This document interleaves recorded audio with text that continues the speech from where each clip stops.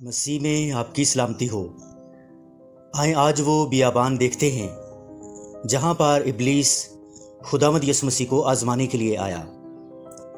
ये बियाबान यरूशलेम के मशरिक में है और इस बियाबान को यहूदिया का बियाबान कहा जाता है या इंग्लिश में द विल्डरनेस ऑफ जूडिया कहा जाता है। ये बियाबान यरूशलेम के मशरिक में है और यहूदिया का बियाबान इसलिए कहलाता है क्योंकि ये सारा रीजन यहूदिया ही है।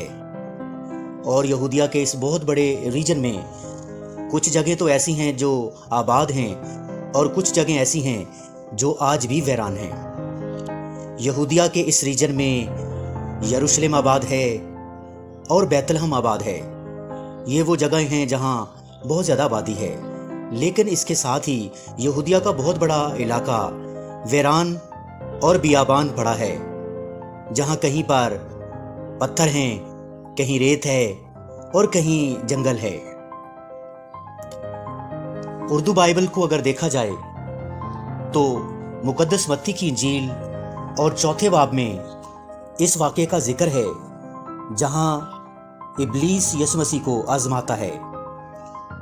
आए मुकद्दस मत्ती की इंजील उसके चौथे बाब की पहली 11 आयत की तलावत करते हैं।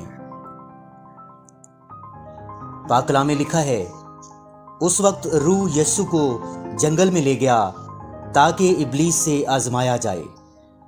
इंग्लिश बाइबल में लफ्ज़ जंगल को विल्डरनेस लिखा गया है, यानी बियाबान। और 40 दिन और 40 रात फाका करके आखिर को उसे भूख लगी। दूसरी आयत इंग्लिश बाइबल में रोज़ा लिखा गया है और उर्दू बाइबल में फाका, जिससे जाहिर होता है कि खुदावंद यीशु मसीह ने 40 दिन और 40 रात तक रोज़ा रखा और उसके बाद रूह यीशु मसीह को आजमाने के लिए इस जगह, इस बियाबान में जो आप देख रहे हैं, यहाँ लेके आया ताकि इब्लीस से आजमाया जाए। आए तीसरी आयत से आगे पढ़ते हैं।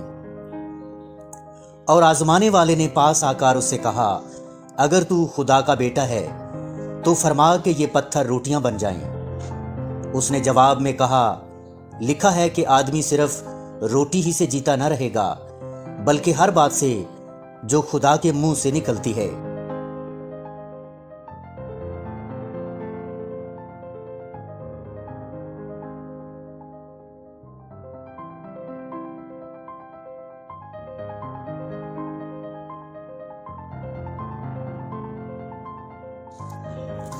तब इब्लीस उसे मुकद्दस शहर में ले गया, यानी यरूशलेम में ले गया और हैकल के कुंगरे पर खड़ा करके उससे कहा कि अगर तू खुदा का बेटा है तो अपने तईं नीचे गिरा दे, क्योंकि लिखा है कि वो तेरी बाबत अपने फरिश्तों को हुक्म देगा और वो तुझे अपने हाथों पर उठा लेंगे, ऐसा ना हो कि तेरे पांव को पत्थर से ठेस लगे। यीशु ने उससे कहा, यह भी लिखा है कि तू खुदावंद अपने खुदा की आजमाइश न कर।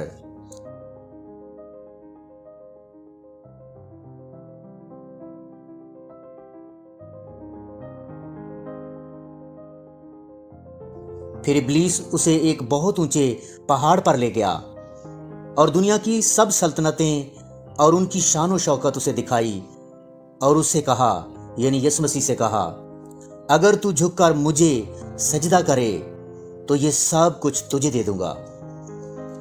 यीशु ने उससे कहा, ए शैतान दूर हो, क्योंकि लिखा है कि तू खुदावंद अपने खुदा को सजदा कर और सिर्फ उसी की इबादत कर। तब इब्लीस उसके पास से चला गया और देखो फरिश्ते आकर उसकी खिदमत करने लगे। खुदा के पाक कलाम के पढ़े और सुने जाने पर उसकी बरकत हो, आमीन। साथियों, हमने मुकद्दस मत्ती रसूल की मार्फत लिखी गई इंजील और उसकी पहली 11 आयत की तलावत की है। और इन आयत में से वो हिस्सा जिसमें खुदावंद यीशु मसीह की आजमाइश इस बियाबान में हुई, वो भी आपने देखी कि यही वो बियाबान है जिसमें इब्लीस आता है और खुदावंद यीशु मसीह की आजमाइश करता है। ना सिर्फ खुदावंद यीशु मसीह की बल्कि नबियों की भी आजमाइश वो करता आया और मेरी और आपकी आजमाइश करने के लिए भी वो आता है। وہ کسی بھی مقام پر آپ کی اور میری آزمائش کرنے کے لیے آ سکتا ہے۔ ضروری نہیں کہ آج بھی وہ ولڈرنس میں ہی ہماری یا بیابان میں ہی ہماری آزمائش کرنے آئے گا۔ وہ ہمارے گھر پر بھی آ سکتا ہے، وہ ہمارے کام کی جگہ پر بھی آ سکتا ہے، وہ جہاں بھی ہم موجود ہیں وہاں آ سکتا ہے۔ اور دیکھیے کہ خداوند یسوع مسیح نے اس کا مقابلہ کس طرح سے کیا ہے۔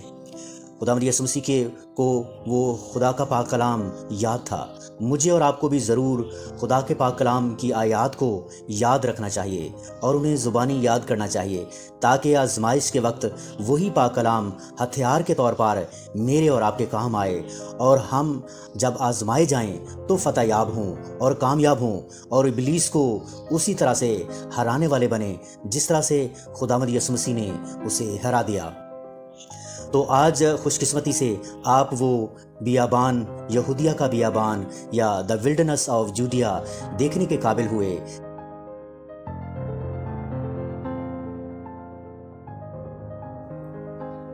یہ وہی بیابان ہے جہاں میرا اور آپ کا یسوع آزمایا گیا۔